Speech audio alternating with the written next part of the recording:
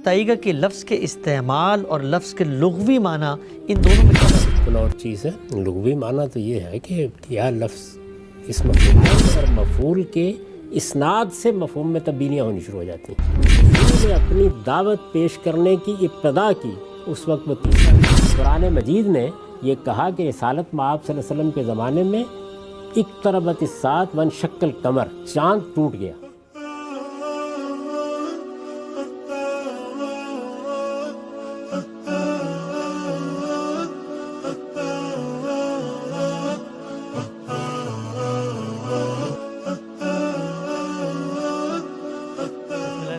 السلام علیکم۔ مکتب غامدی کی ایک اور نشست میں خوش آمدید۔ غامدی صاحب سے ہم 29 اعتراضات پہ گفتگو کر رہے ہیں، اس سلسلے کی آج یہ 32ویں نشست ہے۔ نزول مسیح علیہ السلام کا موضوع زیر بحث ہے۔ نزول مسیح کی آج 6ٹھی قسط ہے، جس میں ہم غامدی صاحب پر نزول مسیح کی تصور کے حوالے سے جو اعتراضات ہوتے ہیں ایک ایک کر کے رکھ رہے ہیں۔ غام صاحب بہت شکریہ آپ کے وقت کا۔ 5 نشستیں ہو گئیں غام صاحب نزول مسیح کے اوپر اعتراضات پیش کرتے ہوئے، آج 6ٹھی نشست ہے۔ ہماری بحث یہاں تک پہنچ چکی تھی کہ علماء کرام قرآن مجید سے کچھ آیات سے کچھ الفاظ سے استدلال کرتے ہیں اور وہ کہتے ہیں کہ نزول مسیح کا جو پورا عقیدہ ہے، اس کا کانسیپچول فریم ورک، اس کے بلو پرنٹس، اس کی بنیادیں، اس کی جو فنڈامنٹلز ہیں وہ قرآن میں پائے جاتے ہیں۔ گزشتہ نشست میں ہم نے بڑی تفصیل سے بات کی تھی سب سے بنیادی استدلال پہ، سورہ نساء اور سورہ آل عمران کی بعض آیات پہ جس میں بیان کیا جاتا ہے۔ آپ نے بڑی وضاحت سے اس کا جواب دیا، لوگوں نے اس کو سنا بھی، اپریشیٹ بھی کیا۔ ایک سوال میں چاہتا ہوں ذرا اسی سے ہم آغاز کریں، اس پچھلی بحث سے متعلق ہے، اور پھر میں نئی آیات آج آپ کے سامنے رکھوں گا۔ 3 آیات ہیں جن سے استدلال کرتے ہیں علماء۔ یہ بتائیے گا کہ آپ نے فرمایا تھا کہ جو لفظ کی اصل ہوتی ہے، لفظ کے مادہ یا لفظ کا جو لغوی معنی ہے، اس کو لوگ جو بحث کرتے ہیں جانتے ہیں، وہ اس پہلو سے ہوتا ہے کہ یہ لفظ انیشیٹ کہاں سے ہوا، اوریجنیٹ کہاں سے ہوا۔ مجھے بتائیے گا کہ ہم جب بھی کوئی لغت کی کتاب کھولتے ہیں یا جب بھی ہم یہ جاننا چاہتے ہیں کہ اس لفظ کا اصل معنی کیا ہے، تو اس کے اندر تو ہمیشہ لٹرل میننگز ہی بیان کیے جا رہے ہوتے ہیں۔ تو یہ مجھے بتائیے گا کہ لفظ کے استعمال اور لفظ کے لغوی معنی ان دونوں میں کیا فرق ہوتا ہے؟ لغوی معنی بالکل اور چیز ہے۔ لغوی معنی تو یہ ہے کہ کیا لفظ اس مفہوم میں بولا جاتا ہے، کیا اہل زبان اس کو استعمال کرتے ہیں۔ لغوی معنی اسی کو کہتے ہیں، اور لغت میں آپ کو سارے ہی پہلو بتائے جاتے ہیں۔ لفظ کا اصل استعمال کیا ہے، لفظ مجاز میں کس طرح جاتا ہے، لفظ سے محاورے کیا پیدا ہوتے ہیں، لفظ امر سے متعلق ہو کر کیا معنی دیتا ہے، رجل سے متعلق ہو کیا معنی دیتا ہے، شے سے متعلق ہو کیا معنی دیتا ہے۔ یہ جو بحث ہے یہ لغت کی بحث نہیں ہے، یہ اصل میں فقہ اللغہ کی بحث ہے۔ اس کا مطلب یہ ہوتا ہے کہ ایک لفظ جب عربی زبان میں مختلف جہتیں اختیار کر رہا ہے تو اس میں ایک قدر مشترک پائی جا رہی ہوتی ہے۔ اس قدر مشترک کو تلاش کر کے بعض لوگ یہ خیال کرتے ہیں کہ یہ اس کے اصل معنی ہے۔ تو میں نے اس طرف توجہ دلائی تھی کہ ایسا نہیں ہوتا، یعنی یہ ساری بحث اصل میں لسانیات کی بحث ہے۔ اس کا تعلق کسی لفظ کے معنی کو سمجھنے یا کسی کلام کے معنی کو سمجھنے سے ہو ہی نہیں سکتا۔ مثال کے طور پر دیکھیے نا کہ احسان ہے لفظ، اب لفظ احسان صاد کے ساتھ قرآن مجید سے اس سے محسنات کا لفظ استعمال ہوا ہے پاک دامن کے معنی میں۔ قرآن مجید میں اس سے لفظ استعمال ہوا ہے بیاہی ہوئی عورتوں کے معنی میں۔ یہ اس کے استعمالات ہیں، ٹھیک۔ اور اسی لفظ سے آپ کو اس کا ایک استعمال یہ بھی ملتا ہے کہ وہ جگہیں جو محفوظ کر دی گئی ہیں، جن کو حصار میں لے لیا گیا ہے، یہ مختلف استعمال ہے اس کے۔ ان سب کے اندر ایک قدر مشترک ایک ماہر لسانیت دریافت کر لے گا، اور وہ قدر مشترک کیا ہے؟ حفاظت، حصار، کسی چیز کا محفوظ ہو جانا۔ کلا ہے تو وہ بھی محفوظ ہوگا، عورت اگر پاک دامن ہے تو وہ بھی اس کا مطلب محفوظ رہی۔ وہ نکاح میں آ گئی تو یہ کیا چیز ہے؟ یہ اس لفظ کے معنی نہیں ہے، یہ اس لفظ کی حقیقت ہے۔ اس حقیقت کو اس کے مادے نے مختلف صورتیں دے دی ہیں، اور اہل زبان اس کو ان معنی میں بولتے ہیں۔ اب اگر آپ یہ استدلال کر رہے ہیں کہ آپ یہ بتانا چاہتے ہیں کہ لفظ میں یہ معنی کیسے پیدا ہو گئے، پاک دامنی کا مطلب کیسے پیدا ہو گیا، بیاہی ہوئی عورت کا مطلب کیسے پیدا ہو گیا، تو آپ علم کی بحث کر رہے ہیں۔ آپ اس سے نکلیں اور نکل کے اصل معنی کی طرف جائیں، اور اس اصل حقیقت کو بیان کرنے کے بعد نئے معنی پیدا کر لیں۔ اور محسنات جہاں پر بیاہی ہوئی عورتوں کے لیے استعمال ہوا ہے یا پاک دامن عورتوں کے لیے استعمال ہوا ہے، یہ کہیں گے یہ تو وہ خواتین ہیں جن کو فلاں قلعے میں بند کر دیا گیا تھا کیونکہ یہ اسیر ہو گئی تھی۔ تو ظاہر ہے کہ یہ آپ کیا کر رہے ہیں، یہ آپ اپنی طرف سے عربی زبان بنا رہے ہیں۔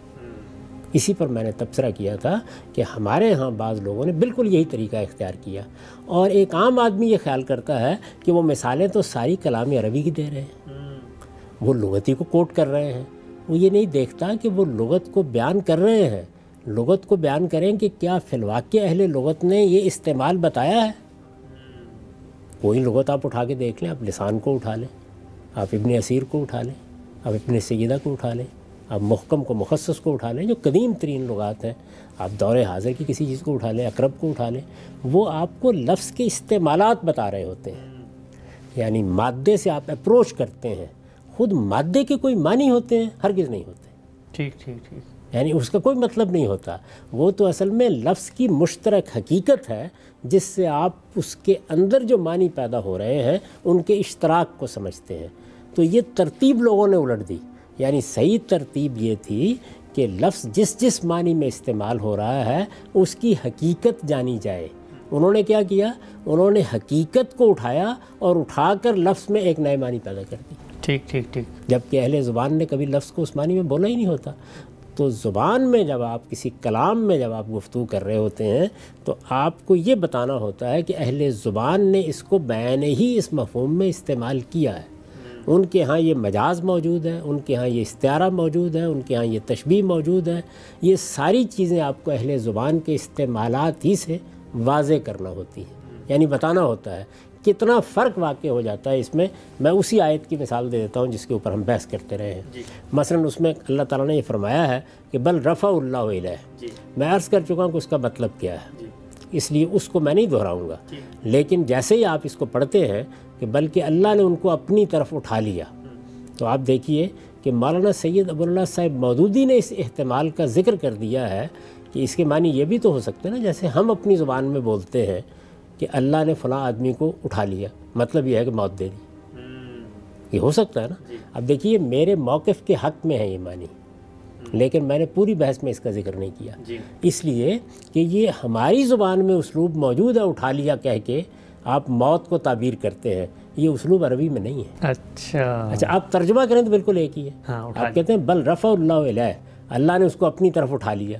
تو آپ جیسے ہی اس کو عربی میں پڑھتے ہیں اور اس کا اردو میں ترجمہ کرتے ہیں تو فوراً آپ کا ذہن منتقل ہوتا ہے کہ ہم بھی تو بولتے ہیں نا موت کے لیے۔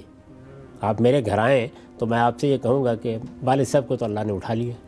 تو اردو محاورے میں یہ موت کے معنی میں بہت ہی خوبصورت اسلوب ہے اور عام استعمال ہوتا ہے، لیکن عربی میں نہیں ہوتا۔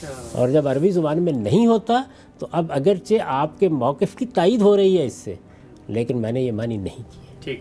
تو یہ غلطی ہوتی ہے بعض اوقات کہ ہم اپنے اردو اسٹرکچر کو سامنے رکھ کر یا لفظ کی حقیقت کو سامنے رکھ کر ایک نئی تعبیر دے دیتے ہیں جس سے عرب واقف نہیں ہوتے یا وہ لفظ کو اس معنی میں استعمال نہیں کرتے، تو محض لغتوں سے کسی لفظ کے مختلف معنی نقل کر کے آپ اس کی قدر مشترک پہنچیں اور ایک نیا مفہوم پیدا کر لیں۔ جیسے بعض لوگوں نے صلاۃ سے ایک نیا مفہوم پیدا کر لیا، زکوٰۃ سے ایک نیا مفہوم پیدا کر لیا، یہ نہیں ہو سکتا۔ آپ کو اس استعمال کو خود اہل لغت سے مراد یعنی اس زبان کے بولنے والوں سے ثابت کرنا ہوگا۔ زبان میں استدلال یہ ہوتا ہے کہ اہل زبان اس کو اس طرح بولتے ہیں، اس کے بغیر زبان میں کوئی اہمیت نہیں آپ کے اس طرح کے منطقی موشگافیوں کی۔ زبان منطق نہیں ہے، زبان نطق ہے۔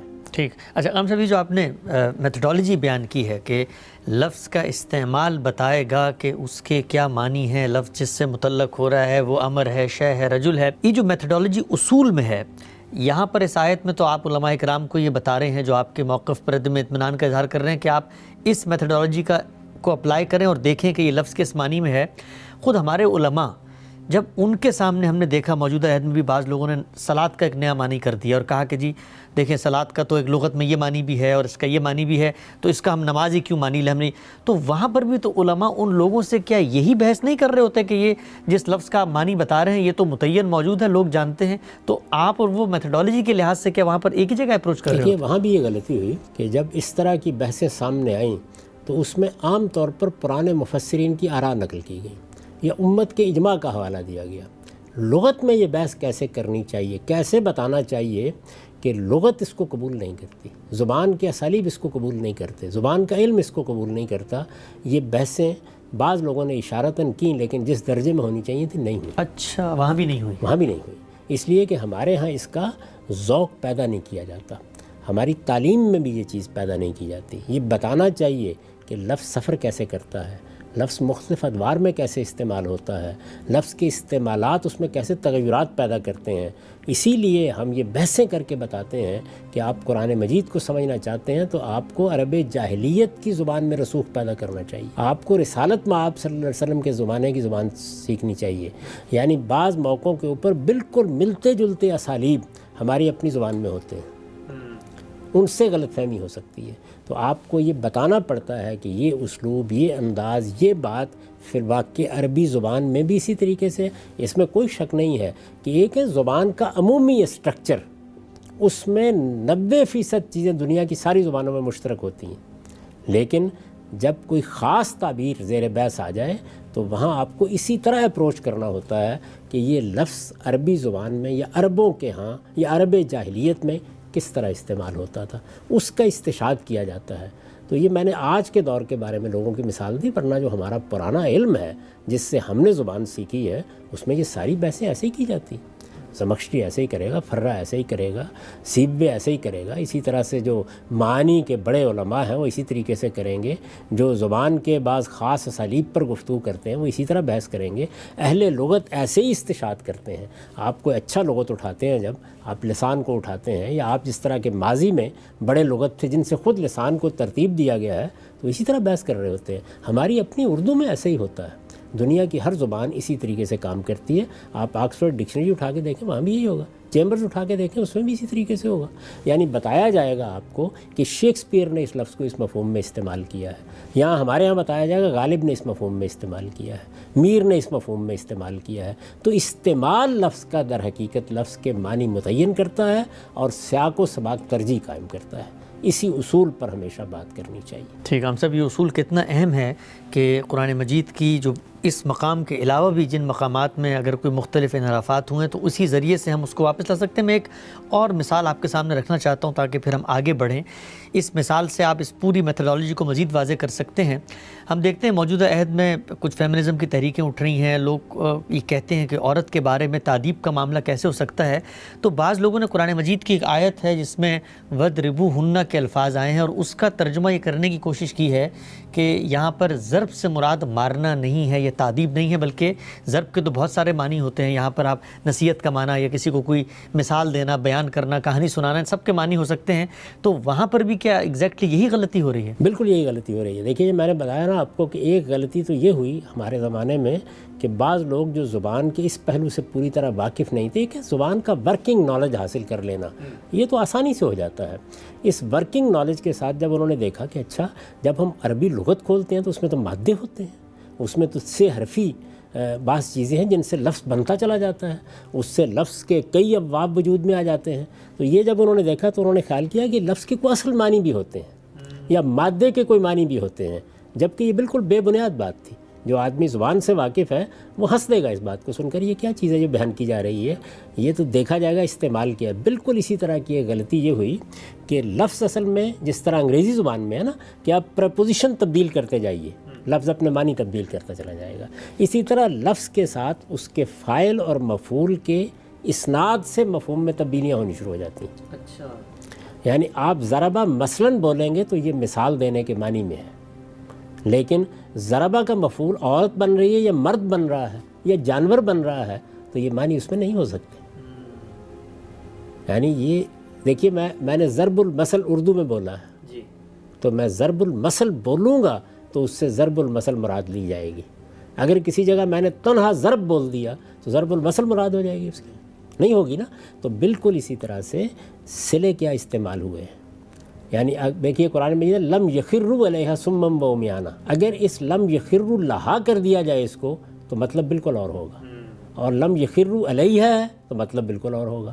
خود میرے ساتھ ایک زمانے میں اسی زاویہ نظر کے بعد لوگوں نے ایک بحث کیا، میرے خطوط مکاتیب میں کہیں موجود ہوگی، تو انہوں نے کہا کہ دیکھیے اس کے معنی تو یہ ہو جائیں گے کہ ان کو جھک جانا چاہیے، یعنی یہ بات بیان ہوئی ہے. تو میں نے کہا کہ بھائی وہ لم یخروا علیہ میں یہ معنی کیسے پیدا ہو جائیں گے؟ خرہ کے بعد یہاں علا کا صلہ آیا ہے، اس سے وہ مضمون نہیں مراد لیا جا سکتا. عربیت اس سے ابا کرتی ہے. گیٹ انٹو کے جو معنی ہیں وہ گیٹ ٹو کے نہیں ہو سکتے، یعنی گیٹ آؤٹ کے نہیں ہو سکتے. گیٹ آؤٹ کے نہیں ہو سکتے. عربی زبان میں بالکل اسی طریقے سے پریپوزیشن اور صلات کی تبدیلی سے لفظ بالکل اور معنی میں آتا ہے. اب دیکھیں نا، رغبہ ان آپ نے بول دیا اور رغبہ الیہ بول دیا. تو رغبہ الیہ کا مطلب ہے کسی چیز کی طرف رغبت اختیار کرنا، اس کی طرف بڑھنا، اور رغبہ ان کا مطلب ہے اس سے اعراض کرنا، اس سے گریز کرنا. آپ یہ دیکھیے کہ دونوں جگہ رغبہ ہے، لیکن صلے کی تبدیلی نے بالکل الٹ مفہوم اس میں پیدا کر دیا. تو یہ دیکھنا چاہیے. اس پہ بڑی نفیس بحث امام فرائی نے کی ہے. یہ جو قرآن مجید میں سورہ تحریم کی آیت ہے، فقط سغت قلوبکما، کہ یہ جو سغو ہے یا سغت ہے، اس کا مطلب کیا ہے. اور انہوں نے بتایا ہے کہ اس کے معنی کرنے میں ایک غلطی ہوئی، جس سے آپ دیکھیے کہ مدعا بالکل الٹ کے رہ گیا. یہ رسالت مآب صلی اللہ علیہ وسلم کی ازواج مطہرات کے حق کی طرف میلان کو بیان کر رہا تھا.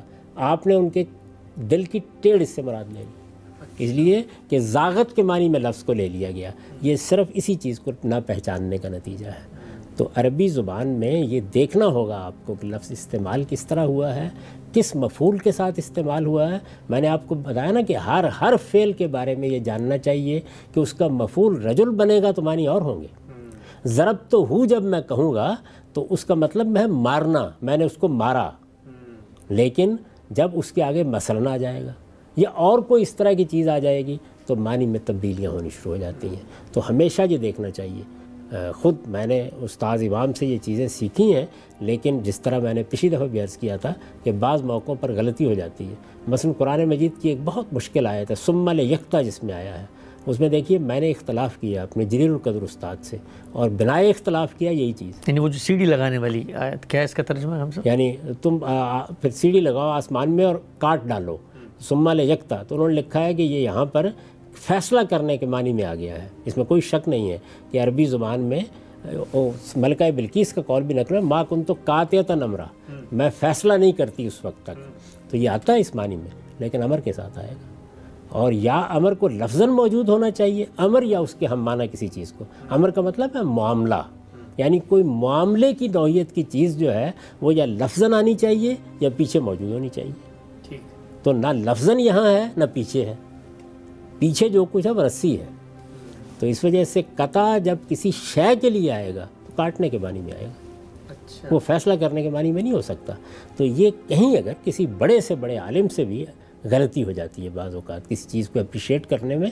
یہ اصول جو ہے زبان کے، ان کا صحیح ذوق پیدا کرنا چاہیے. ایسے نہیں ہے کہ آپ اٹھے اور اٹھ کے آپ نے ایک نیا مدعا پیدا کر دیا، نئے معنی پیدا کر دیے. آپ کو زبان کا دامن پکڑ کر لفظ کے ساتھ چلنا ہوتا ہے. لفظ کیا ہے، کیسے استعمال ہوا ہے، کس صلے کے ساتھ آ رہا ہے. صلات عربی زبان میں ایسے ایسے معنی پیدا کر دیتے ہیں کہ آپ بالکل حیران ہو کے رہ جاتے ہیں. جو تضمینیں ہوتی ہیں بعض موقعوں کے اوپر، اس کی بڑی غیر معمولی بڑی عمدہ مثالیں قرآن مجید میں موجود ہیں. تو ان چیزوں کو جب تک آپ سمجھتے نہیں ہیں اس وقت تک آپ ترجمہ نہیں کر سکتے یا بات کو نہیں ٹھیک طریقے سے بیان کر سکتے. ٹھیک، ہم سب بہت ہی آپ نے خوبصورتی سے وہ جو اصولی بحث تھی جس کو سامنے رکھ کے ہم نے اس آیت پر جو سورہ آل عمران کی آیت ہے اور جس میں انی متوفیکہ کے کہہ کر اس سے کیا مراد ہے اس کو آپ نے بیان کیا تھا، اس کو ہم نے جوڑا. آگے بڑھتے ہیں. ایک اور آیت ہے قرآن مجید کی سورہ آل عمران ہی کی. اس آیت کو بھی جتنا میں نے لٹریچر دیکھا نزول مسیح کے حوالے سے تمام کے تمام بڑے علماء نقل بھی کر رہے ہیں، بیان بھی کر رہے ہیں.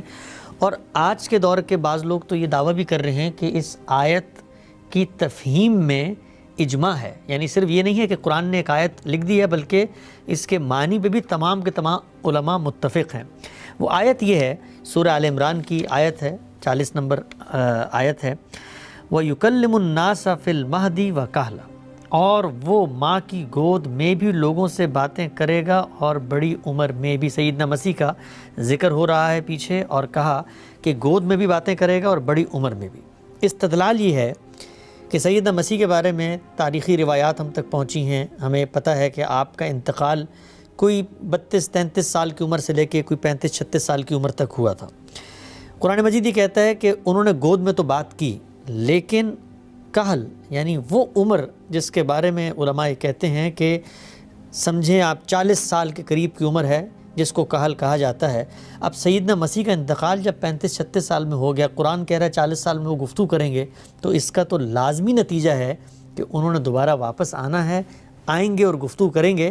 اور دوسری بات یہ کہ اگر یہ معجزہ نہ ہوتا ان کا دوبارہ گفتگو کرنا، دوبارہ زندہ ہو کر واپس آنا، تو پھر یہ بیان کرنے کی ضرورت کیا ہے؟ کیونکہ بڑی عمر میں تو سارے لوگ ہی باتیں کرتے ہیں، تو پھر قرآن مجید نے یہ کیا بات کی کہ بچپن میں بھی بات کریں گے، بڑے ہو کے بھی بات کریں گے؟ تو قرآن کی اس آیت کے بارے میں غامدی صاحب آپ کیا کہتے ہیں؟ پہلے تو آیت کا مطلب سمجھ لیجئے. یعنی یکلم الناس فی المہد و کہلا، وہ گہوارے میں بھی نبوت کا کلام کرے گا اور بڑے ہو کر بھی. یہ محض کلام نہیں ہے جو ہم مراد ہے، ورنہ بڑے ہو کر ساری دنیا ہی کلام کرتی ہے، سب بچے کلام کرتے ہیں. نبوت کا کلام کرے گا، یعنی نبی کی حیثیت سے اپنا تعارف کرائے گا، نبوت کی بات کرے گا. چنانچہ سیدنا مسیح علیہ السلام کا وہ قرآن نے کلام نقل کیا ہے. انہوں نے یہ کہا اس موقع کے اوپر، گہوارے میں جب گفتگو کی تو کہا میں خدا کا بندہ ہوں، میں تمہاری طرف کیا چیز لے کے آیا ہوں. یہ اس وقت بھی کہا اور بڑے ہو کر بھی یہی کلام کرے گا. کن لوگوں کو کہا گیا ہے؟ ان لوگوں کو کہا گیا ہے جنہوں نے مریم کی گود میں اس کو دیکھا. تو سیاق سباق تو خود یہ بتا رہا ہے کہ یہ چیز ان کے سامنے ہونی چاہیے. یعنی مہد کا کلام انہوں نے دیکھ لیا، انہی کو کہل کا کلام بھی دیکھنا چاہیے. اس لیے اس میں تو وہ معنی ہو ہی نہیں سکتے جو لوگوں نے پیدا کرنے کی کوشش کی ہے. لیکن آئیے ہم اس سارے استدلال کو لے لیتے ہیں اور پھر دیکھتے ہیں کہ اس کی بنا کیا ہے. بنا یہ ہے کہ کہل کا لفظ کس عمر کے لیے استعمال ہوتا ہے. پہلی بنیادی بات یہی ہے. تو آئیے اہل لغت کے پاس چلتے ہیں اور پھر دیکھتے ہیں کہ وہ کیا اس کے لیے بیان کرتے ہیں. یہ لسان ہے میرے سامنے. کہل کا لفظ جو ہے اس پر ابتدا ہی میں انہوں نے گفتگو کی ہے. سن لیجئے اس کا مطلب کیا ہے. کہتے ہیں الکہل من الرجال الذی جاوز الثلاثین و وقتہ الشیب. اچھا، یعنی کہل وہ عمر ہے انسانوں کی جس میں وہ 30 سے متجاوز ہو جائیں اور بال کچھ کھچڑی سے لگیں. اچھا، تو 30 کے بعد کی عمر کہل ہے. ٹھیک. اچھا آگے دیکھیے. ابن اسیر جو ظاہر ہے کہ قدماء میں ایک بڑے لغوی ہیں. الکہل من الرجال من زادہ علی 30 سنتاً الی 40، یعنی 30 سے 40 سال تک کی جو عمر ہے اس پہ کہل کا اطلاق ہوتا ہے. پھر بیان کرتے ہیں وکیل ہوا من 33 الی تمام 50، یعنی یہ 33 سال کی عمر سے لے کر پورے 50 سال تک کی عمر کے اوپر بولا جا سکتا ہے. اچھا مزید ایک قول لکھتے ہیں ہوا من 34 الی 51، یعنی یہ 34 سال سے عمر کے لے کر 51 سال کی عمر تک بولا جا سکتا ہے. اچھا، تو اب یہ دیکھیے کہ کہل کے معاملے میں کیا طے ہو گیا ہے کہ یہ کس عمر کے لیے بولا جا رہا ہے. اہل لغت کا کم و بیش اس بات پر اتفاق ہے. یہ تو میں نے لسان کے اقوال آپ کو پیش کر دیے کہ 30 سال کے بعد سے لے کے 50 سال تک آپ کہل کا لفظ بول سکتے ہیں. اچھا اب سیدنا مسیح علیہ السلام کے بارے میں یہ جاننے کی کوشش کرتے ہیں کہ وہ کس عمر میں اپنی دعوت شروع کرتے ہیں اور کس عمر تک وہ دعوت پیش کرتے رہتے ہیں. تو یہ میرے سامنے اس وقت بائبل موجود ہے. آپ یہ دیکھیں کہ اس میں لوکا کی انجیل کا یہ 3 باب ہے اور یہ اس کی 33 آیت ہے. اچھا، اس میں وہ بیان کرتے ہیں ولم ابتدا یسوع کانا لہو نحو 30 سنۃ، یعنی جب یسوع نے اپنی دعوت پیش کرنے کی ابتدا کی اس وقت وہ 30 سال کے تھے. اچھا، تو یہ تو اگر اگلے ہی دن وہ دنیا سے رخصت ہو جائیں تب بھی کہلن ہو گیا تھا. اچھا، میں نے بھی آپ کو بتایا کہ یہ کہل کا لفظ جو ہے یہ تو 30 32 33 ظاہر ہے کہ اس ساری عمر پہ بولا جا سکتا ہے، اس میں کوئی معنی نہیں. لیکن یہی انجیل ہم کو بتاتی ہے. اب یوحنا میں چلی جائیے. انجیل یوحنا میں یہ 8واں باب ہے. 8ویں باب کی 58-59 آیت ہے. اس میں سیدنا مسیح نے جب اپنی دعوت پیش کی، آپ کے علم میں ہے اگر آپ انجیلوں سے واقف ہیں کہ انہوں نے اپنی دعوت پیش کی، پہلے اپنے علاقے میں رہے، بہت سے دوسرے علاقوں میں گئے، ادھر ادھر بہت سی جگہوں پر وہ اپنا پیغام پھیلاتے رہے. پھر آخری زمانے میں انہوں نے فیصلہ کیا کہ وہ یروشلم جائیں گے. وہ یروشلم میں آئے اور یہاں پر انہوں نے کافی دیر تک اپنا پیغام پہنچایا، یہاں تک کہ لوگوں نے فیصلہ کر لیا کہ وہ ان کو اب قتل کر دیں گے۔ یعنی جو بڑے زعماء تھے یہود کے، یا ان کے علماء تھے، یا مذہبی پیشوا تھے، انہوں نے ان کو گوارا نہیں کیا۔ یہ سارا عرصہ کتنا تھا؟ یعنی یہ بات تو لوکا سے معلوم ہو گئی کہ 30 سال سے انہوں نے دعوت کی ابتدا کر دی تھی، وہاں ابتدائے دعوت کی عمر بیان ہو گئی ہے۔ اور یہ دیکھیے کہ یہ یہود نے جب ان کو دیکھا اس آخری زمانے میں تو کیا کہا؟ فقال الیہود لیس لک 50 سنۃ بعد، کہ تم تو ابھی 50 سال کے بھی نہیں ہوئے۔ اچھا، اب آپ یہ دیکھیے کہ یہ جملہ کس شخص کو کہا جائے گا جس کی عمر کم سے کم 32 سال ہو، 33 سال ہو، تم تو ابھی 50 سال کے بھی نہیں ہوئے۔ یعنی باتیں ایسی کر رہے ہو اور اس طریقے سے اپنے آپ کو پیش کر رہے ہو جیسا کوئی صاحب اختیار اپنی بات کرتا ہے۔ یہ جگہ جگہ ان پر اعتراض کیا گیا ہے، لیکن تم تو ابھی 50 سال کے بھی نہیں ہوئے۔ یہ انجیل میں ہے، یہ انجیل میں ہے، وہ لوکا کی انجیل میں، یہ یوحنا کی انجیل میں۔ تو بالکل متعین ہو گیا کہ کم و بیش 30 سال سے لے کر 50 سال کی عمر تک یا اس کے قریب تک وہ اپنی دعوت میں مشغول رہے۔ اس کے بعد اللہ تعالیٰ نے ان کے بارے میں جو فیصلہ فرمایا، فیصلہ کر دیا۔ تو اس میں تو فی المہد بھی ہو گیا اور کہلن بھی ہو گیا۔ اس میں بحث کیا ہے اور کیا بنیاد ہے اس بحث کی؟ اور میں یہ عرض کرتا ہوں کہ تھوڑی دیر کے لیے مان لیجئے کہ یہ ساری انجیل بیان کر رہی ہوتی تو ظاہر ہے کہ ہمارے پاس یہ تراجم کی صورت میں پہنچی ہے، تو ہم قرآن مجید کی روشنی میں یہ فیصلہ کرتے کہ یہ بیان صحیح نہیں ہے۔ وہ یقیناً اس عمر کو پہنچے ہیں اس لیے کہ سیاق و سباق بتا رہا ہے کہ ان کے بارے میں اللہ تعالیٰ یہ بات کہہ رہے ہیں۔ اور کس سیاق میں کہہ رہے ہیں؟ اس سیاق میں کہہ رہے ہیں کہ یہ میرا بندہ ہے، میں نے اس کو بھیجا ہے، اس کی اس طرح سے پیدائش ہوئی ہے، اور یہ گہوارے میں بھی کلام کرے گا اور یہ بڑی عمر کو پہنچ کر بھی نبوت کا کلام کرے گا۔ تو یہ کلام انہیں اپنی قوم سے کرنا چاہیے دونوں موقعوں کے اوپر۔ تو سیاق اس کی اجازت نہیں دیتا تھا، تو الٹ کر یہ دیکھنا چاہیے تھا کہ روایات کا کیا حال ہے۔ تو میں نے تو یہاں آپ کو بتا دیا ہے کہ خود بائبل اس بات کی شہادت دے رہی ہے کہ قرآن مجید نے بالکل درست بات کہی اور کہل کا ٹھیک لفظ استعمال کیا۔ انہوں نے گہوارے میں بھی اپنی نبوت کی بات کی اور انہوں نے اس عمر کو پہنچنے کے بعد بھی بات کی، اس کے بعد ان کی وفات ہوئی، اس کے بعد انہیں اٹھایا گیا۔ ٹھیک۔ اچھا غام صاحب، یہ جو بیان ہوا ہے، جن لوگوں سے بیان ہوا ہے، جن لوگوں کو توجہ دلا کر یہ کہا جا رہا ہے کہ یہ گہوارے میں بھی بات کریں گے اور بڑے ہو کر بھی بات کریں گے، اگر وہ تعبیر جو علماء اس سے مراد لے رہے ہیں لے لی جائے تو پھر ان لوگوں کے لیے تو غیر متعلق نہیں ہو جاتا؟ کلام بڑے ہو کے کریں گے تو بعد میں کریں گے۔ میں نے تو عرض کیا کہ تو سیاق کے بالکل خلاف ہے۔ یعنی جس سیاق میں یہ آیت آئی ہے اس میں انہی لوگوں کے ساتھ انہیں کلام کرنا چاہیے، بڑی عمر کو پہنچنے کے بعد بھی انہیں اپنی نبوت کی دعوت دینی چاہیے۔ بتایا تو یہ جا رہا ہے کہ یہ بچہ جو اس وقت گہوارے میں نبوت کا کلام کر رہا ہے تمہارے سامنے، یہ بڑی عمر میں بھی آئے گا اور یہ اپنی نبوت کی گواہی دے گا اور یہ تم تک میرا پیغام پہنچائے گا۔ تو مخاطبین تو سامنے موجود ہیں، ان سے بات کی جا رہی ہے۔ تو یہ بات اگر انہوں نے قیامت کے قریب آ کے کرنی ہے تو ان کو کہنے کا کیا محل تھا؟ پھر تو انہیں بچپن ہی سے رخصت ہونا تھا دنیا سے۔ ایسا بالکل بھی نہیں ہے۔ یعنی یہ قرآن مجید کے الفاظ کے بھی خلاف ہے، یہ تعویل جو لوگوں نے کی ہے، اس سے جو مضمون پیدا کیا ہے وہ سیاق کے بھی خلاف ہے اور تاریخی حقائق کے بھی خلاف ہے۔ ٹھیک۔ تو ہم صاحب آپ کو لگتا ہے کہ یہ جو آیت ہے، اس آیت کے بارے میں چونکہ اس کے الفاظ میں یہاں تو کہیں زیر بحث نہیں ہے کہ سیدنا مسیح کو زندہ اٹھا لیا گیا تھا کہ دوبارہ آئیں گے، جو آل عمران کے اندر ایک بحث تھی، تو وہ تصور جو قائم تھا یا جو روایات سے سامنے آیا ہے، جو قرآن مجید کی سورہ آل عمران کی ان پچھلی آیات سے لوگوں نے سمجھ لیا، اس تصور کو لے کر گئے تو یہ اس کی تائید میں ایک آیت سامنے آ جاتی ہے۔ نہیں، ان کے ہاں سامنے آئی ہوئی، میرے نزدیک تو آیت کا اس سے کوئی تعلق ہی نہیں ہے۔ آیت میں جو بات بیان کی گئی ہے وہ مخاطبین کے لیے بیان کی گئی ہے، اور یہ بتایا گیا ہے کہ آج یہ بچہ تم سے نبوت کا کلام کر رہا ہے، یہ بڑا بھی ہوگا، تمہارے سامنے اس صحیح عمر میں آ کر بھی یہ نبوت کی یہی بات کرے گا، یہی دعوت تمہیں پہنچائے گا اور تم پر اللہ کی حجت تمام کر دے گا۔ یہ مخاطبین جن کو بات کہی گئی ہے ان کے لیے تعبیر ہے، اور اس میں جو ان کے لیے الفاظ استعمال کیے گئے ہیں وہ ٹھیک اس عمر کو پہنچے، انہوں نے اسی طرح سے دعوت دی، انہوں نے 30 سال کی عمر میں اپنی دعوت کی ابتدائی اگر بیان کو تسلیم کر لیں آپ۔ دیکھیے یہ جو ہمارے ہاں قدیم کتابوں میں ہوتا ہے تو آج کے زمانے پہ قیاس نہ کریں کہ اس کی پیدائش کا دن بھی متعین ہوگا، ایک قیاس کیا جاتا ہے۔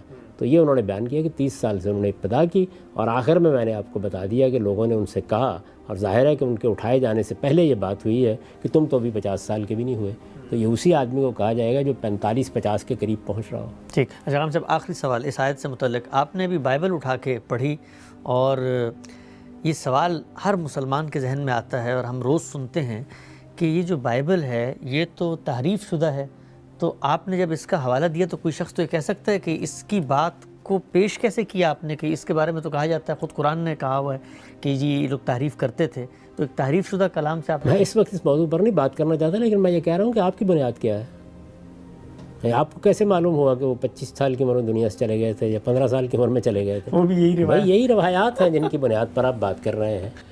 تو نہ تاریخی طور پر یہ بات صحیح ہے، نہ قرآن مجید کے الفاظ اس کو قبول کرتے ہیں. اس طرح کے نقطے لوگ بعض اوقات پیدا کر لیتے ہیں اور پھر سیاق سباق سے آیت کو اٹھا لیتے ہیں. ان مخاطبین کو کہا گیا ہے کہ یہ بچہ جو اس وقت پیدا ہوا ہے، یہ بچہ یہ بھی کرے گا، اور وہ وقت بھی آئے گا کہ جب یہ بڑا ہوگا اور تمہارے سامنے خدا کی بات پیش کرے گا. یہ بات ہے جو بیان کی گئی ہے. ٹھیک ہے، ہم سب آگے بڑھتے ہیں. ایک اور آیت ہے، یہ سورہ زخرف کی آیت ہے، اور اس آیت کے بارے میں تو کم و بیش اجماع ہے، اور یہ کہا جاتا ہے کہ اس آیت میں تو بالکل واضح طور پہ بیان کر دیا گیا ہے کہ سیدنا مسیح کی نزول ثانی، آمد ثانی کے جو تصور امت میں رائج ہے، یہ آیت اس کو پوری طرح سپورٹ کرتی ہے. آیت یہ ہے وَإِنَّهُ لَعِلْمٌ لِلسَّاعَةِ، اور یقیناً عیسیٰ علیہ السلام قیامت کی علامت ہیں. میں آپ کے سامنے ایک مختصر سا اقتباس پڑھ دیتا ہوں. ہمارے عہد کے ایک بڑے مفسر ہیں، انہوں نے اپنی تفسیر میں لکھا ہے، مفسرین نے اس آیت کی تفسیر کی ہے کہ حضرت عیسیٰ علیہ السلام قیامت کی علامتوں میں سے ہیں، یعنی وہ قیامت کے قریب آسمان سے دوبارہ دنیا میں تشریف لائیں گے، اور ان کی تشریف آوری اس بات کی علامت ہوگی کہ قیامت قریب آ گئی ہے. مسیح علیہ السلام قیامت کی علامت ہیں. سورہ زخرف. اس پر کلام سے پہلے میں ایک بات کی طرف آپ کو توجہ دلا دوں. دیکھیے یہ بڑی المناک صورتحال ہے کہ ہمارے ہاں باہر سے بعض عقائد اختیار کر لیے جاتے ہیں، بعض تصورات قائم کر لیے جاتے ہیں، بعض چیزوں کو آپ ایک مسلمے کی حیثیت سے مان لیتے ہیں، اور پھر اس کو بالکل نظر انداز کر دیتے ہیں کہ قرآن میں جب آپ جا رہے ہیں تو وہاں لفظ کے معنی کیا ہیں، وہاں جملے کی تعریف کیا ہے، وہاں سیاق و سباق کیا ہے. یہ چیزیں نظر انداز کر کے ہم نے ایک مقدمہ ثابت کرنا ہے. اب یہ ہے کہ اس آیت کو اٹھا لیا آپ نے، اس کے سیاق سے سباق سے اٹھا کر انہ العلم للساعہ. اب اس کے بعد یہ داستان سنانی بہت آسان ہو گئی کہ وہ قیامت کے قریب چونکہ آئیں گے اس وقت قیامت کی نشانی بن جائیں گے. یہ بات ان کے بارے میں بیان کی گئی ہے. میں آپ کی خدمت میں مولانا سید ابواللہ صاحب مودودی نے تفہیم القرآن میں اس پہ جو کچھ لکھا ہے وہ پیش کرتا ہوں. اچھا، مولانا سید ابواللہ صاحب مودودی اس کے بھی قائل ہیں کہ انہیں زندہ آسمان پر اٹھا لیا گیا، اور اس کے بھی قائل ہیں کہ وہ آسمان سے نازل ہوں گے قیامت کے قریب. انہوں نے سورہ احزاب کا ضمیمہ لکھا ہے اور اس میں اس کے دلائل دیے ہیں. ہم اس سے پہلے بھی یہ بات بیان کرتے آ رہے ہیں، لیکن اس کے ساتھ بہرحال وہ ایک جلیل القدر عالم کی حیثیت سے یہ بھی گوارا کرنے کے لیے تیار نہیں ہوتے کہ قرآن مجید کے سیاق سباق سے ہٹ کر کوئی معنی آپ پیدا کر دیں. تو ذرا دیکھیے کہ وہ اس پر کیا تبصرہ کر رہے ہیں، اس سے آپ کو اندازہ ہو جائے گا کہ ہمارے ہاں لوگ قرآن مجید کے ساتھ کیا معاملہ کرتے ہیں. یہ سورہ زخرف کی آیت ہے جی، یہ بہت دلچسپ ہے. مولانا سید ابواللہ صاحب مودودی دیکھیے، یعنی وہ میرے نقطہ نظر کے حامی نہیں ہیں جی. ہم نے تو ان کی کتاب سے روایتیں پیش کی تھیں، ساری ان کی کتاب سے روایتیں پیش کی ہیں. دور حاضر میں وہ اسی قدیم تصور کو اپنے خوبصورت اسلوب میں اپنی تفسیر میں بھی بیان کرتے ہیں، اپنی کتابوں میں بیان کرتے ہیں. میں پھر عرض کر دوں کہ وہ رفع مسیح کے بھی قائل ہیں، یعنی سیدنا مسیح علیہ السلام کو زندہ آسمان پر اٹھا لیا گیا اس کے بھی قائل ہیں، اور وہ ان کے دوبارہ نزول کے بھی قائل ہیں. اس کی پوری انہوں نے تفصیل بیان کی ہے. لیکن اس آیت کے بارے میں کیا لکھتے ہیں؟ لکھتے ہیں اس فکرے کا ترجمہ یہ بھی ہو سکتا ہے کہ وہ قیامت کے علم کا ایک ذریعہ ہے. انہوں نے متن میں ترجمہ کیا ہے، اور وہ قیامت کی ایک نشانی ہے. اب نیچے لکھ رہے ہیں اس فکرے کا یہ ترجمہ بھی ہو سکتا ہے کہ وہ قیامت کے علم کا ایک ذریعہ ہے، یعنی حضرت مسیح. یہاں یہ سوال پیدا ہوتا ہے کہ وہ سے کیا چیز مراد ہے. اچھا، یعنی اس میں ہے وَإِنَّهُ لَعِلْمٌ لِلسَّاعَةِ، اور وہ قیامت کی ایک نشانی ہے یا وہ قیامت کے علم کا ایک ذریعہ ہے. پیچھے سیدنا مسیح کا ذکر ہے، تو ظاہر ہے کہ وہ ایک ضمیر ہے. تو اب ضمیر کا مرجع کیا ہے، یہ سوال پیدا ہوتا ہے. اچھا، اس آیت میں عیسیٰ علیہ السلام کا لفظ نہیں لکھا ہوا کہ اس آیت میں یہ لفظ نہیں ہے، اس سے پیچھے ان کا ذکر ہے. ٹھیک ہے، یعنی اس سے پیچھے سیدنا مسیح علیہ السلام کا ذکر ہو رہا ہے. اس کے بعد آیا ہے وَإِنَّهُ لَعِلْمٌ لِلسَّاعَةِ، اور وہ قیامت کی ایک نشانی ہے یا قیامت کے علم کا ایک ذریعہ ہے. یہ دوسرا ترجمہ کیا مولانا سید ابواللہ صاحب مودودی نے. اب اس میں یہ سوال پیدا ہوتا ہے نا کہ وہ سے کیا مراد ہے. تو وہ کہتے ہیں یہاں یہ سوال پیدا ہوتا ہے کہ وہ سے کیا چیز مراد ہے. حضرت حسن بصری اور سعید بن جبیر کے نزدیک اس سے مراد قرآن ہے. عجیب، تو پھر اجماع کیسے ہوا اس آیت کے اوپر؟ وہی میں نے عرض کیا ہے کہ ہم جب باہر سے کوئی تصور لے کے آ جاتے ہیں تو پھر یہ باور کرانا شروع کر دیتے ہیں کہ اس پہ اجماع ہو گیا ہے، سب کی ایک ہی رائے ہے. آپ ایک ایسی چیز کے بارے میں استدلال کرنے جا رہے ہیں جو قرآن کے لیے اجنبی ہے، تو ایسی جگہ سے استدلال کیے جہاں دوسری رائے کی گنجائش نہ ہو. اس کے بغیر استدلال ہوگا کیسے؟ تو آپ ذرا سنیے. یہاں یہ سوال پیدا ہوتا ہے کہ وہ سے کیا چیز مراد ہے. حضرت حسن بصری اور سعید بن جبیر کے نزدیک یہ ظاہر ہے کہ تابعین میں سے جلیل القدر مفسرین ہیں، یعنی صحابہ کے دور کے بعد جن لوگوں کی تفسیر کو شہرت حاصل ہوئی، یہ ان کا حوالہ دے رہے ہیں کہ نزدیک اس سے مراد قرآن ہے، یعنی قرآن سے آدمی یہ علم حاصل کر سکتا ہے قیامت آئے گی. وہ کہتے ہیں کہ وَإِنَّهُ الْعِلْمُ لِلسَّاعَةِ کا مطلب ہے کہ یہ قرآن قیامت کا علم حاصل کرنے کا ذریعہ ہے. قرآن قیامت کی نشانی ہے، یہ ایک مطلب ہے. یعنی قرآن سے آدمی یہ علم حاصل کر سکتا ہے کہ قیامت آئے گی. اب دیکھیے مولانا سید ابواللہ صاحب مودودی اس پہ تبصرہ کرتے ہیں. وہ کہتے ہیں لیکن یہ تفسیر سیاق و سباق سے بالکل غیر متعلق ہے. ٹھیک. ایک عالم ایسے تنقید کرے گا، یعنی انہوں نے ان دونوں بزرگوں کی رائے کو قبول نہیں کیا، وہ معمولی لوگ نہیں ہیں. کیا دلیل دے رہے ہیں؟ لفظ کی دلیل نہیں ہے، جملے کی دلیل نہیں ہے. وہ کہتے ہیں سیاق و سباق کے خلاف ہے. تو ظاہر ہے کہ تیسری چیز یہی ہوتی ہے. لیکن یہ تفسیر سیاق و سباق سے بالکل غیر متعلق ہے. سلسلہ کلام میں کوئی قرینہ ایسا موجود نہیں ہے جس کی بنا پر یہ کہا جا سکے کہ اشارہ قرآن کی طرف ہے. اس میں بھی دیکھیے بڑی خوبصورت بات انہوں نے کی ہے کہ سلسلہ کلام میں کوئی قرینہ، معاف کیجیے گا، کوئی قرینہ ایسا موجود نہیں ہے. یعنی ہم جب سورہ قدر کو پڑھتے ہیں تو اس میں بھی ایسے ہی شروع ہو جاتا ہے اِنَّا أَنزَلْنَاهُ فِي لَيْلَةِ الْقَدْرِ، لیکن وہاں خود انزلنا کا لفظ اس بات کا قرینہ ہے کہ قرآن مراد ہے. قرینہ یا لفظ میں ہوتا ہے، یا سیاق میں ہوتا ہے، یا اسلوب بیان میں ہوتا ہے، یا شان کلام میں ہوتا ہے. وہ کہتے ہیں کوئی قرینہ ایسا موجود نہیں ہے کہ اس کو قرآن سے متعلق مانا جائے. اچھا، اب جب آپ قرآن سے متعلق نہیں مانیں گے تو ظاہر ہے پیچھے حضرت مسیح کا ذکر ہے. اب دیکھیے سنیے، دوسرے مفسرین، یعنی پہلے انہوں نے ایک گروہ کا ذکر کیا، اس میں دو بڑے لوگوں کے نام لیے. دوسرے مفسرین قریب قریب بالاتفاق یہ رائے رکھتے ہیں کہ اس سے مراد حضرت عیسیٰ ابن مریم ہے. یعنی اب باقی جتنے مفسرین ہیں ان میں بھی کچھ اختلاف ہے، لیکن زیادہ تر بہت بڑی تعداد میں یہی مانتے ہیں کہ اس سے حضرت عیسیٰ ابن مریم مراد ہے، اور یہی سیاق و سباق کے لحاظ سے درست ہے. ٹھیک. میرے جلیل القدر استاذ امام امین حسن اصلاحی نے بھی بالکل یہی رائے قبول کی ہے. یعنی وَإِنَّهُ لَعِلْمٌ لِلسَّاعَةِ میں انہو کی ضمیر کا مرجع قرآن کو نہیں سیدنا مسیح کو مانا ہے. میں نے بھی البیان میں یہی رائے اختیار کی ہے. عجیب. اچھا، یعنی یہ بات کہ اس سے مراد قرآن لے لیا جائے یہ نہیں ہو سکتا، اس کا کوئی قرینہ نہیں ہے.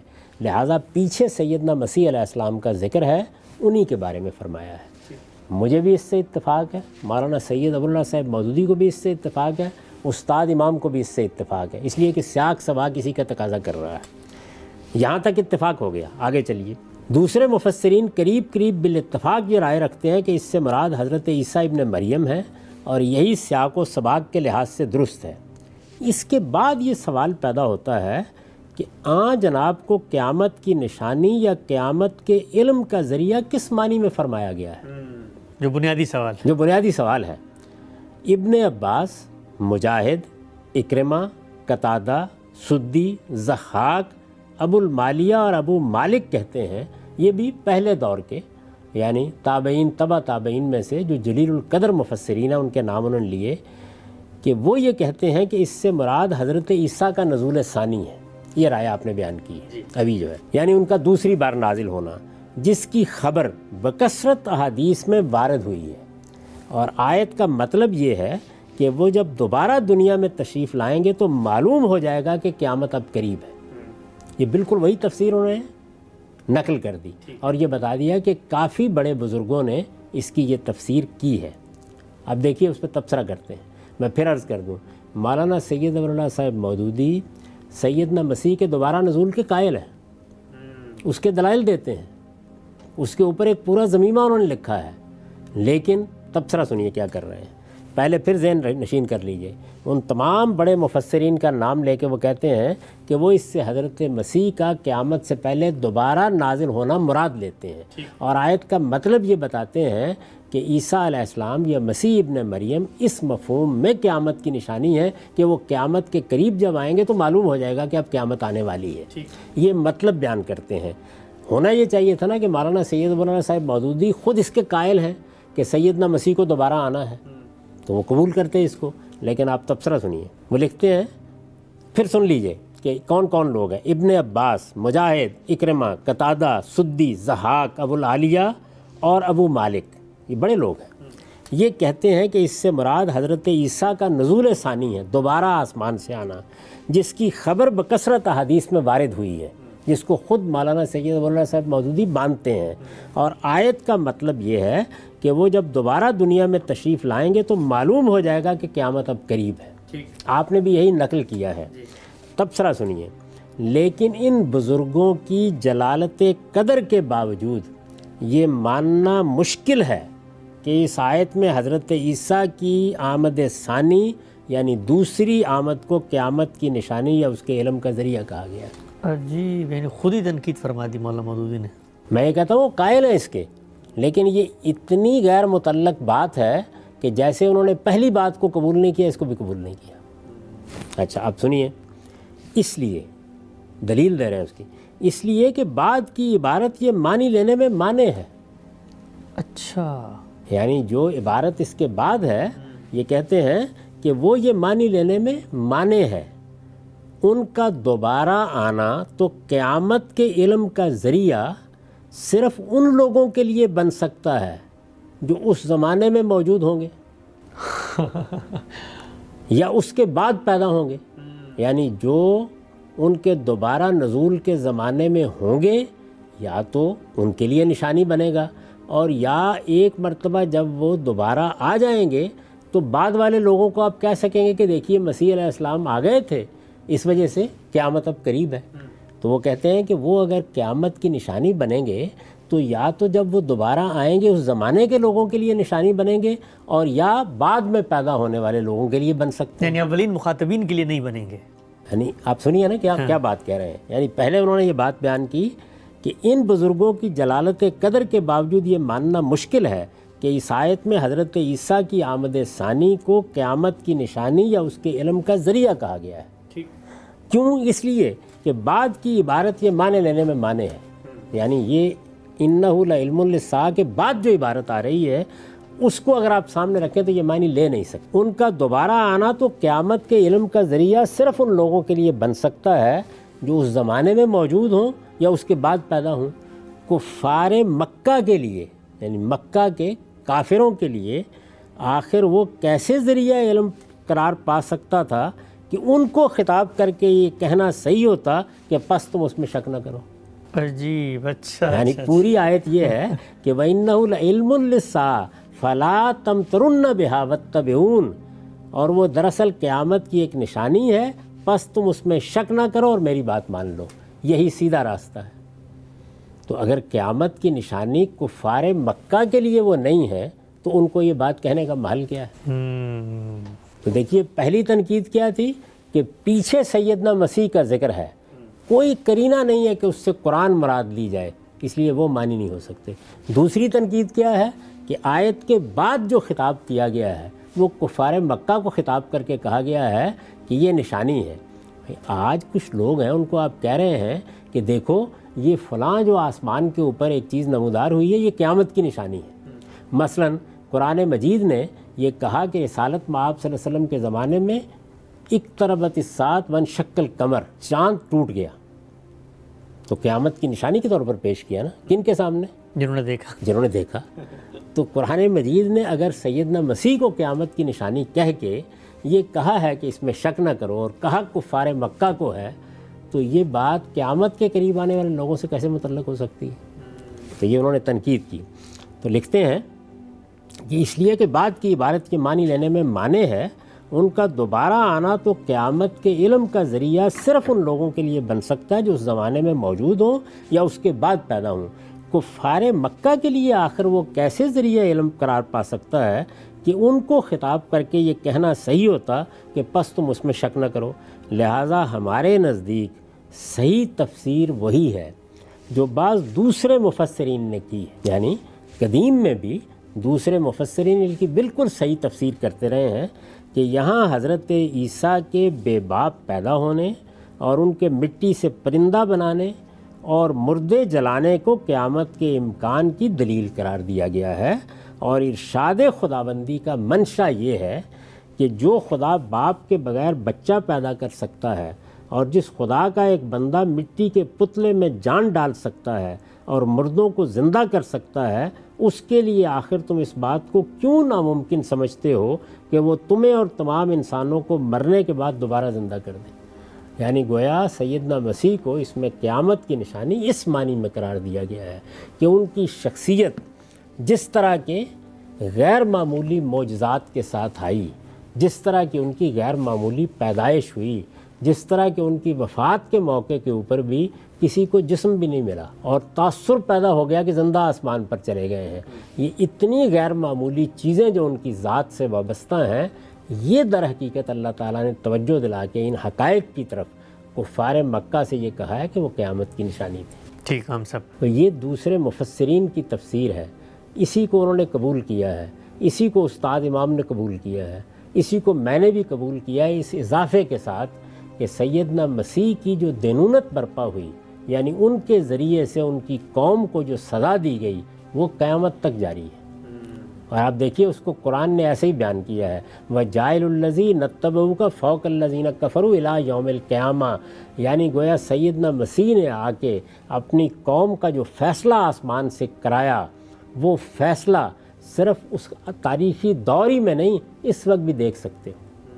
یعنی جو پیشین گوئی کی تھی اللہ تعالیٰ نے ان کے بارے میں کہ میں تیرے ماننے والوں کو، تیرا انکار کرنے والوں پر قیامت تک بالادست رکھوں گا، یہ بالادستی ہر موقع پر پکار کر کہہ رہی ہے کہ سیدنا مسیح نشانی تھے اس بات کی کہ دیکھو قیامت آنے والی ہے۔ تو یہ مطلب ہے آیت کا، اس کا کوئی ان کے دوسرے نزول سے تعلق نہیں ہے۔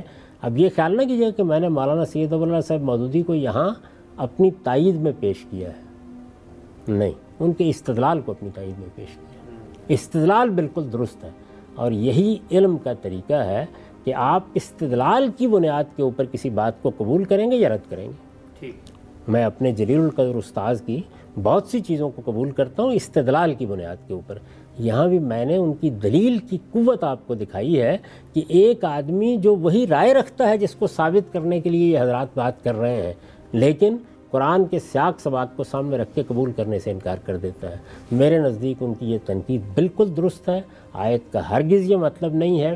یہ کفار مکہ کو کہا گیا ہے کہ دیکھو سیدنا مسیح کی شخصیت کو جدال کا موضوع نہ بناؤ، وہ تو قیامت کی نشانی ہے اور ہر دور میں قیامت کی نشانی ہے، اپنی پیدائش کے لحاظ سے، اپنے معجزات کے لحاظ سے، اور ان کے ذریعے سے جو قیامت صغریٰ ان کی قوم کے لیے برپا ہے، وہ اس وقت برپا ہو کے ختم نہیں ہو گئی عاد و سمود کی طرح، وہ قیامت تک دیکھی جا سکتی ہے۔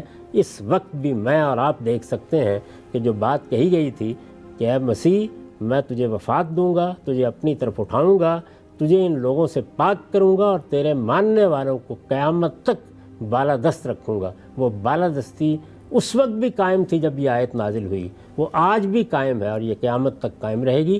قرآن نے اسی طرح اس کو بیان کیا ہے۔ یہ قیامت کی نشانی ہے، نہ کہ حضرت مسیح کا دوبارہ آنے کا یہاں کوئی ذکر ہو رہا ہے۔ ہم سب بہت ہی آپ نے خوبصورتی سے اور بڑی تفصیل سے اس آیت کے بارے میں بتایا، اور یہ جو غلط فہمی جس کا میں نے شروع میں اظہار کیا، کہا ہی جاتا ہے کہ جی ان آیات کی ترجمے، ان کے مدعا، ان کی تفسیر، ان کے مفاہیم پر اجماع ہے۔ آپ نے یہ بھی بتا دیا کہ اجماع نہ صرف یہ کہ نہیں ہے، بلکہ جو رائے آپ اس آیت کے بارے میں اپنا رہے ہیں وہی رائے خود بڑے بڑے جلیل القدر علماء نے بھی اپنائی ہے۔ اور اس آیت کا مطلب کیا ہے؟ ہمارا وقت یہاں پر غام صاحب خاتمے کی طرف پہنچتا ہے، ایک آیت اور باقی ہے، اور پھر کچھ متفرق ضمنی اعتراضات ہیں، اور اس کے بعد لوگ یہ چاہتے ہیں کہ آپ کی زبانی سمجھیں، جانیں کہ یہ تصور کیسے پیدا ہوا، مسیحیوں کے اندر کیسے پیدا ہوا، یہ جو روایات ہیں یہ سامنے آئیں تو اصل روایات کیا ہیں، یہ باتیں کیسے اتنی پھیل گئیں، پوری بات کیا ہے جو آپ نے پہلی نشست میں کہا تھا کہ آپ آخر میں جا کے بتائیں گے، اس کو بھی انشاءاللہ زیر بحث لائیں گے، اور قرآن مجید کی وہ آیت کہ جس میں یہ کہا گیا ہے کہ اہل کتاب میں ایک بھی ایسا نہ بچے گا جو حضرت عیسیٰ علیہ السلام کی موت سے پہلے ان پر ایمان نہ لا چکا ہو، اور پھر اس کی تفسیر بھی لوگوں نے یہی کہی ہے کہ نزول مسیح سے متعلق ہے، اس پر ہم تفصیلی بات کریں گے۔ نشست کا وقت ختم ہوتا ہے، انشاءاللہ دوبارہ حاضر ہوں گے۔ بہت شکریہ آپ کے وقت کا۔ بہت شکریہ۔